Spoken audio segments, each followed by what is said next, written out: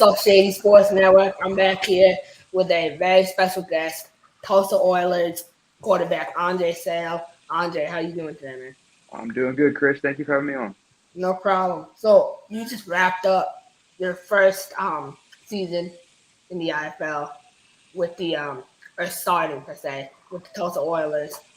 How do you feel your season went as a whole? I know your stats look pretty good. You finished the last game with 4 passing touchdowns and 2 rushing touchdowns. So how do you feel overall? Do you think?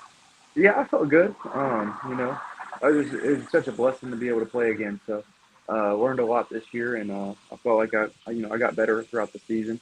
And I learned a lot from Nate at first, and then I learned a lot from Coach Purdue, and it was great being out here with the guys in Tulsa. So Nate, you were with Nate Davis before. What were you able to take from his game to kind of implement to your own game? Really, everything. His play style, the way he watches film, and basically all he does, and that's basically all I did here. So. Um, Yeah, I took everything on the field and off the field. I tried to from him. For sure. So kind of going back to your high school days, overall, how was your high school career, and were you a multi-sport athlete?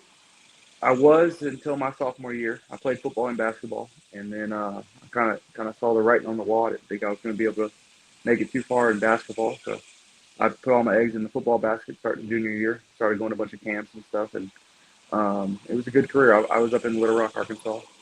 Heard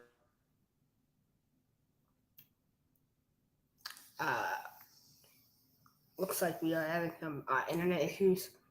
We will we'll go into commercial and then we'll come back here. you Oh, got now, me?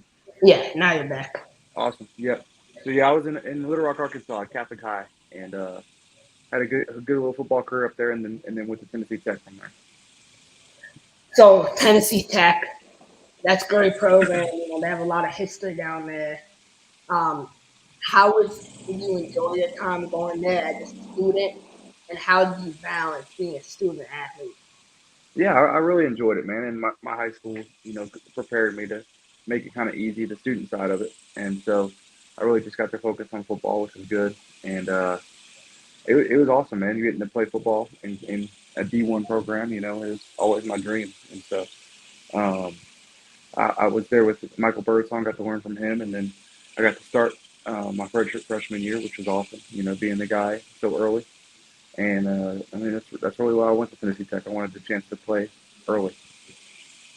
And then after Tennessee Tech, you decided to go in the portal, the transfer portal. What led you to go to LSU? Well, Yeah, so I, I I grew up in Baton Rouge, and so I had some connections on the staff down there, and good family friends who had kind of followed my career and followed me at Tennessee Tech, and yeah, they said they only had two quarterbacks going in that spring. Like you come be a camp arm and try your luck, and I was like, of course. I always thinking I could have competed up there. It was always my dream school, so it was a no brainer for me.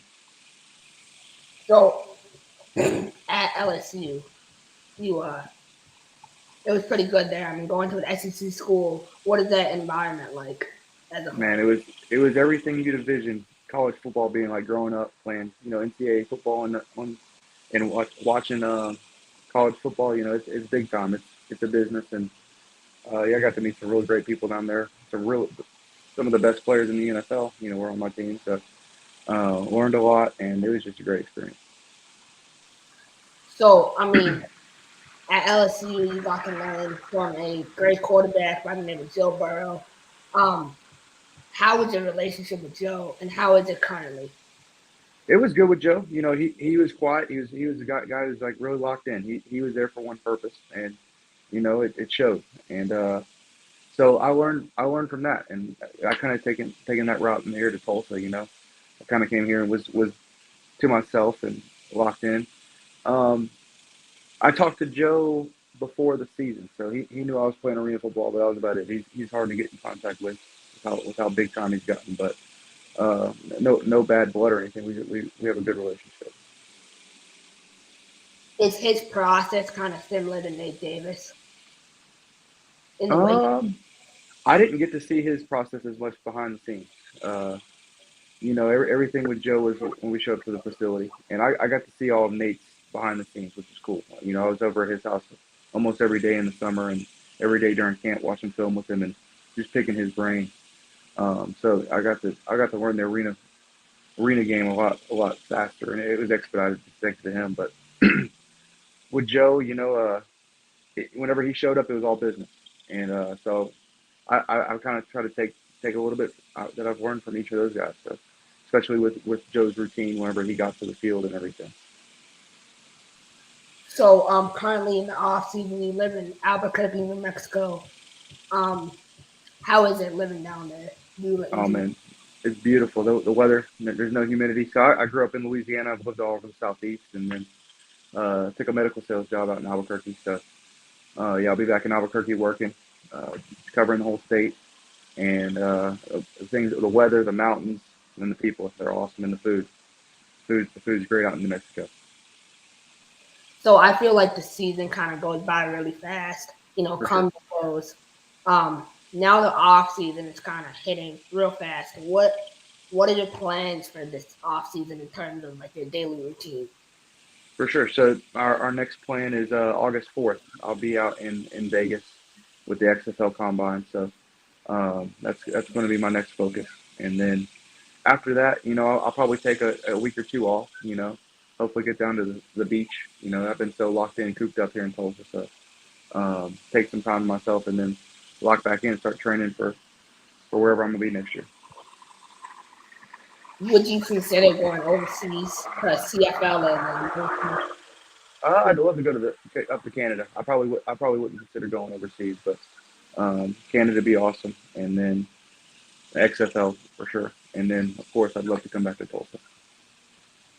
What do you think of all these new leagues? I know the IFL. What do you think of the level of competition in the Oh IFL? man, it's awesome, man. The level of competition was great. I got to see a lot of my friends who I played with throughout the years in my college programs, and so it's cool seeing them still going and having platforms for them to keep playing.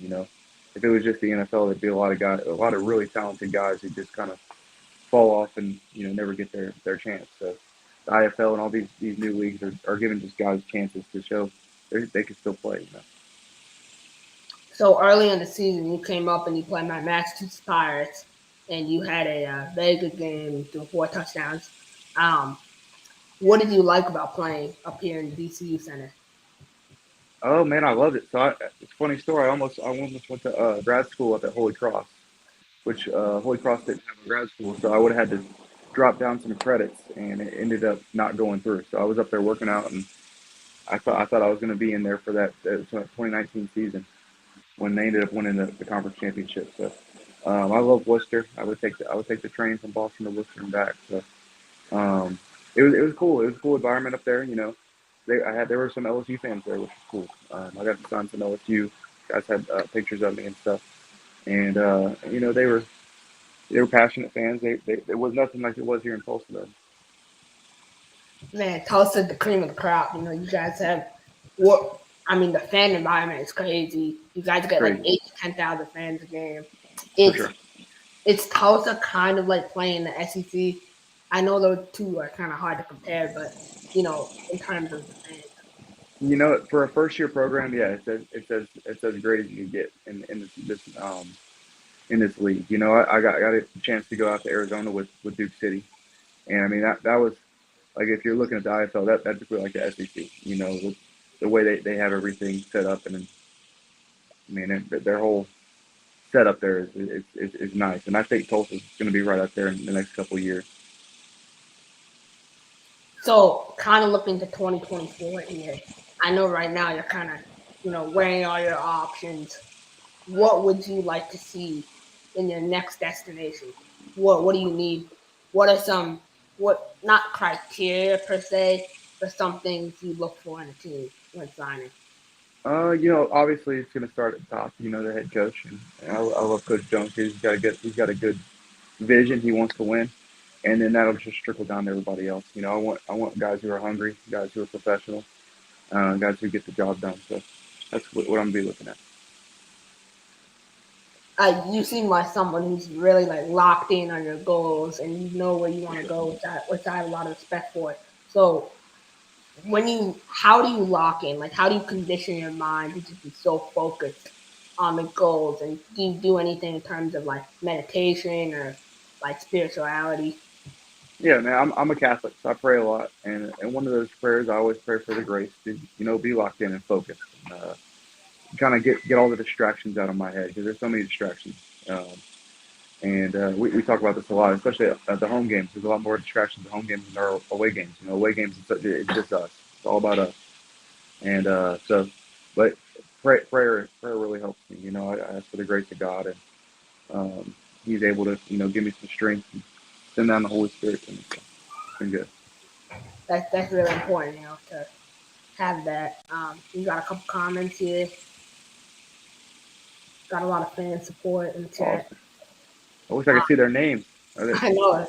Yeah, it's kind of weird. Sometimes it pops up as user, but hmm, no, I think that's awesome. I think being locked in helps you get to where you want to get to faster. Honestly, for um, sure. And I haven't always been like this. Like honestly, if you ask my teammates in Duke City, I was just kind of I was playing football for fun. It was like a side thing for me. I was doing my medical sales, and then I was going to be a Nate's backup. And but in Tulsa, I'm like, you know what? I've got one chance. I haven't played in 3 years, so got one chance to show these guys I can still play, and I'm not gonna let it slip. I'm gonna be locked in and do whatever I can to give myself the best opportunity to play the best football I can. so medical. You mentioned medical sales. Yeah. It How is that job? Do you enjoy it? Oh, I love it, man. So I work for Advanced Pathology Solutions. They're out of Little Rock. Give us 1 second. Open a map.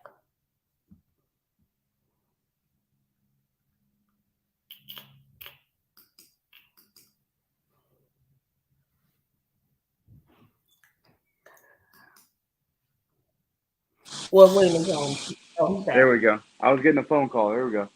Uh, yeah, I love it, man. So it's all about building relationships with people in clinics and my docs, and so they all take care of me out there in Albuquerque and all over the state, and then cover West Texas as well. So I'll be in Amarillo and Lubbock tomorrow. It's a lot of driving, a lot of time to myself where I could just, well, like you said, lock in. I get to go over my goals with the job and football. Out on the road and when I have time to myself.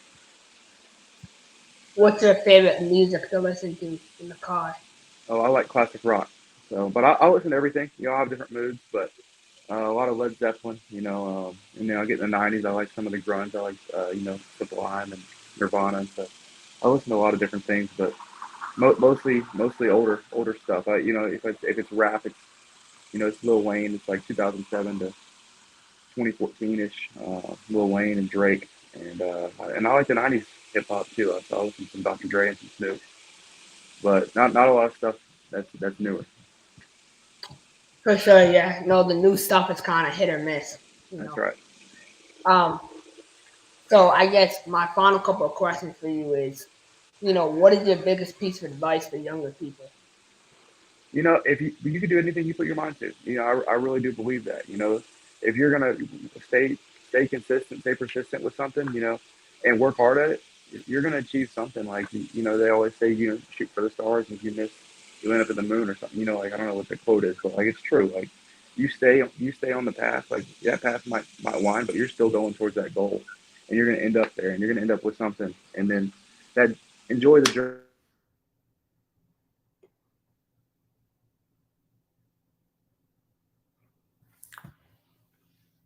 Give me 1 second. Oh, right here we go. I'm back. There we go. Yeah, so enjoy that journey.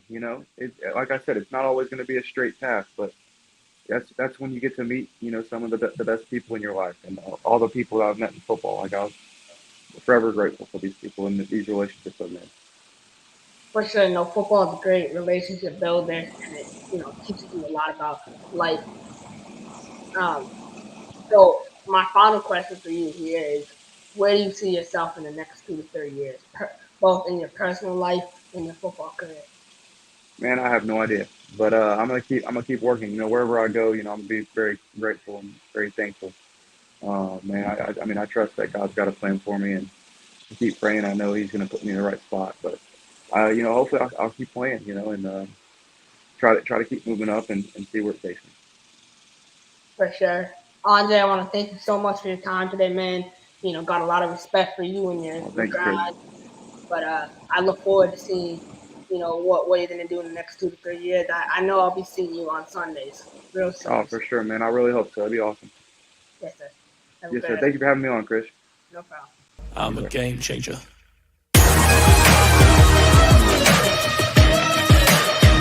I'm a game changer.